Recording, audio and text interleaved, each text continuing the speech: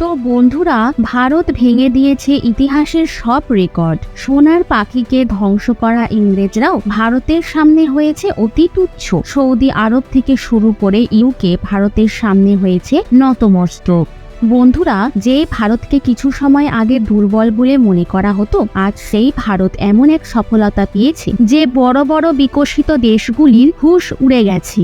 এমনকি ভারতের সোনার পাখিকে ধ্বংস করা ইংরেজদেরও পায়ের তলার মাটি সরে গেছে। প্রকৃতি এদের এমন ব্যান্ড বাজিয়েছে যে এদের সাত পুরুষও চুরি করা ভুলে যাবে। বন্ধুরা, এখন আমাদের ভারত আর আগের ভারত নেই। এখন ভারত যে সেক্টরেতেই তার পদক্ষেপ রাখে, সেই সেক্টরের রেকর্ড ভেঙে দেয়, অর্থাৎ নাম্বার 1 হয়ে বেরিয়ে আসে। তো বন্ধুরা, আমাদের ভারত দেখায় না, এই জন্য ভারতের ক্ষমতাকে পরিমাপ করা খুবই মুশকিল। আর যখন সময় আসে তখন ভারত তার শক্তি প্রদর্শনের ক্ষমতা দেখিয়ে সম্পূর্ণ বিশ্বকে আশ্চর্য করে দেয়। এই কারণের জন্যই আজ শত্রু দেশগুলি ভয়ে থাকে যে ভারত কখন কি করে ফেলে তা কেউ জানে না। যেমনটা আপনি ভিডিওতে অবশ্যই দেখে থাকবে যে সৌদি আরব বা UAE তে বা ব্রিটেনে মানুষজন লাক্সারি লাইফ জীবনযাপন করে। সেখানে সোনার ব্যবহার করা হয়ে থাকে। কেউ সোনার প্লেন তৈরি করছে, কেউ বা সোনার দুর্গ বানাচ্ছে, কেউ বা আবার সোনার পোশাক পরছে।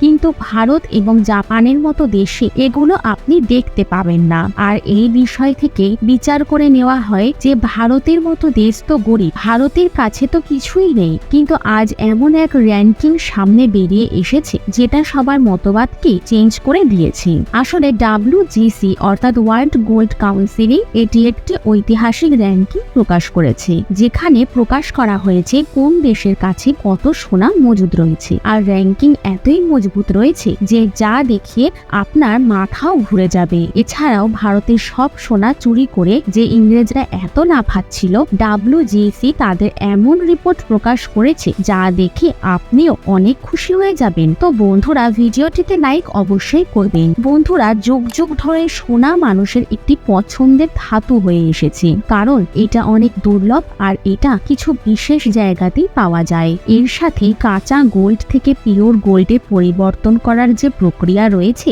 সেটা অনেক জটিল। আর এই কারণের জন্যই সোনার দাম আকাশ ছোঁয়া হয়ে যাচ্ছে। আর আজ অবস্থা তো এমন হয়ে গেছে যে সমস্ত বিশ্বের রিজার্ভ ব্যাংক এমন ভাবে সোনা ক্রয় করছে যেন সোনা খুব শীঘ্রই শেষ হয়ে যাবে। তো বন্ধুরা, আপনাদের বলে রাখি, এই ব্যাংকগুলি যা করছে একদম ঠিক কাজই করেছে, কারণ সোনা ক্রমশ শেষে হতে চলেছে। প্রকৃতির খনিতে শুধুমাত্র 50,000 টন সোনাই বেঁচে রয়েছে, কিন্তু তারপরেও WGC এমন এক র্যাঙ্ক প্রকাশ করেছে যেটা শোনার পরে আপনি ভারতের ওপর গর্ববোধ করবেন। তাহলে সবার প্রথমে শুরু করা যাক নিচের দিক থেকে, অর্থাৎ সৌদি আরবের থেকে। আপনি জেনে আশ্চর্য হবে যে সৌদি আরব সোনার জিনিস দেখিয়ে সবাইকে তাক লাগিয়ে দেয়। তাদের কাছে মাত্র 323 টন সোনা রয়েছে তাদের রিজার্ভের মধ্যে। আর সৌদি আরব সমগ্র বিশ্বের মধ্যে 16 নম্বরে রয়েছে গোল্ড র্যাঙ্কিং এ। হ্যাঁ বন্ধুরা, শুধু তাই নয় যে ব্রিটেন সবাইকে লুট করেছে, এছাড়াও ভারতের মতো দেশ যাকে সোনার পাখি বলা হতো তাকে সম্পূর্ণভাবে ধ্বংস করে দিয়েছে। আমাদের সভ্যতাকে আঘাত করে গেছে। এমনকি চীনের মতো বড় ধনী দেশকে ড্রাগসের মতো নেশায় ডুবিয়ে দিয়েছে। এর সাথেই সেই দেশকে ধ্বংস করে দিয়েছে। এত বড় বড় দেশগুলিকে লুট করার পরও আজ পরিস্থিতি এমন হয়েছে যে ইউনাইটেড কিংডমের টোটাল গোল্ড রিজার্ভ মাত্র 310 টন, অর্থাৎ এদের কাছে সৌদি আরবের থেকেও কম সোনা রয়েছে। আর এই দেশ সমগ্র বিশ্বে 17 নম্বরে রয়েছে। আর আপনাদের বলে রাখি, 17 নম্বর স্থানেও এই জন্য এসেছে কারণ আমরা কথা বলছি ইউকে বিষয়ে, অর্থাৎ ইউনাইটেড কিংডম। আমরা শুধুমাত্র এখানে ইংল্যান্ডের কথা বলছি না, কারণ ইউকেতে 4টি দেশ আছে: ইংল্যান্ড, স্কটল্যান্ড, ওয়েলস এবং নর্দার্ন আইল্যান্ড। এই 4টি দেশ মিলিয়ে গ্রেট ব্রিটেন। যদি শুধুমাত্র ইংল্যান্ডের কথা বলা হয়, যারা সম্পূর্ণ পৃথিবীকে লুট করেছে, তাহলে তো এরা এই থেকেও নিচে চলে যাবে। সেজন্যই তো আমাদের এখানে বলা হয় চুরি করা উচিত নয়, কারণ চুরির জিনিস হজম হয় না।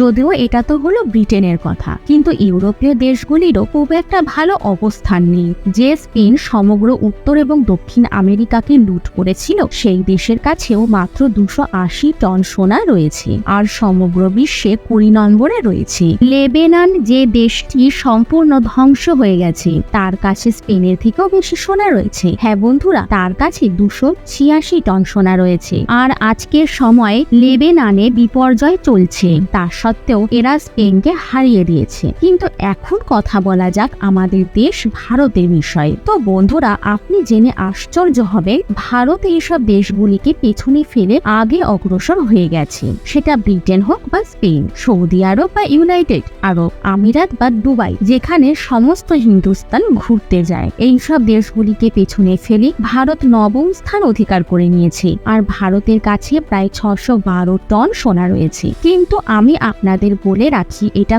খুব দ্রুত গতিতে আরো বৃদ্ধি পেতে চলেছে, কারণ ভারত আলাদা আলাদা দেশের থেকে সোনা আরো বেশি ক্রয় করতে চলেছে, যার মধ্যে ইউএই, রাশিয়া এবং আরো অন্যান্য দেশ যুক্ত রয়েছে। যেমনটা আপনারা সবাই জানেন, কিছুদিন আগেই সৌদি আরব এবং রাশিয়াতে সোনার সবচেয়ে বড় ভান্ডার পাওয়া গেছে। আর ভারতের সাথে এই দেশগুলির ভালোই বন্ধুত্বপূর্ণ সম্পর্ক রয়েছে, অর্থাৎ ভারতের মিত্র দেশ। আর ভারত এই দেশগুলির সবচেয়ে বড় ট্রেড পার্টনারও। এছাড়াও গোল্ড মাইনিং এবং অ্যাডভান্স মেশিনারি যেগুলি রয়েছে, সেগুলো ভারতের থেকে এরা ক্রয় করতে চলেছে। এই জন্য ভারত খুব সহজেই সোনাও পেয়ে যাবে, অর্থাৎ ভারতের গোল্ড রিজার্ভ বড় লেভেলে বৃদ্ধি পাবে। কিন্তু এখনো তো এটি 9ম স্থানে রয়েছে, যেটা একটা ভালো র্যাঙ্ক। আর সবচেয়ে ইন্টারেস্টিং কথা হলো, যদি আপনি ভারতের টোটাল সম্পদ দেখেন, অর্থাৎ আমাদের যে টোটাল বিদেশি মুদ্রা ভান্ডার রয়েছে, যেটা আমাদের ফরেক্স রিজার্ভের প্রায়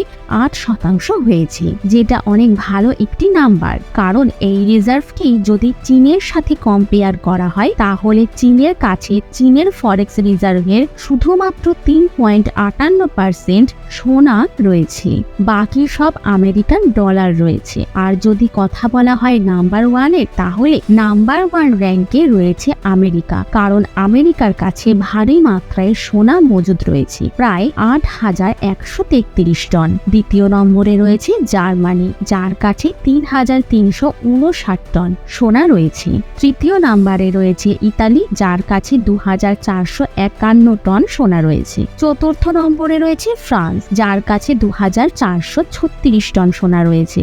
এছাড়াও পঞ্চম স্থানে রয়েছে রাশিয়া, যার কাছে 2,300 টন সোনা রয়েছে। ষষ্ঠ নম্বরে রয়েছে চীন, যার কাছে 2,191 টন সোনা রয়েছে। সপ্তম স্থানে রয়েছে সুইজারল্যান্ড, যার কাছে রয়েছে 1,040 টন সোনা। অষ্টম স্থানে রয়েছে জাপান, যার কাছে সোনা রয়েছে 885 টন। তারপরে রয়েছে ভারত এবং তারপরে আছে নেদারল্যান্ড। কিন্তু যেমনটা আমি আপনাদের বলেছি, ভারতের প্ল্যানিং রয়েছে অনেক বেশি সোনা ক্রয় করার। ভারত ইউএই সহ বিভিন্ন দেশের সাথে ডিল করেছে সোনার বিষয়ে, যাতে আমেরিকান ডলারকে কম করা যেতে পারে আর সোনার মাত্রাকে বৃদ্ধি করতে পারে। পরবর্তী আগত 6 থেকে 8 মাসের মধ্যে যদি ভারত চীনের আশেপাশে পৌঁছে যায়, তাহলে একদমই আশ্চর্য হবেন না, কারণ ভারতের প্ল্যান কয়েক হাজার টন সোনা ক্রয় করার। এখন এখানে সবচেয়ে বড় প্রশ্ন হলো, গোল্ড রিজার্ভ কেন প্রয়োজনীয়? তো বন্ধুরা, এর অনেক কারণ রয়েছে। সবচেয়ে প্রথম এবং গুরুত্বপূর্ণ কারণ হলো ইকোনমিতে ডলারকে মজবুত করা। দ্বিতীয় হলো সোনার ভান্ডার, ইন্টারন্যাশনাল ট্রেড এবং ফাইন্যান্সিয়াল, এতেও সোনা অনেক গুরুত্বপূর্ণ ভূমিকা পালন করে। এছাড়াও সোনার সংকটের সময় বিশেষ কাজে লাগে।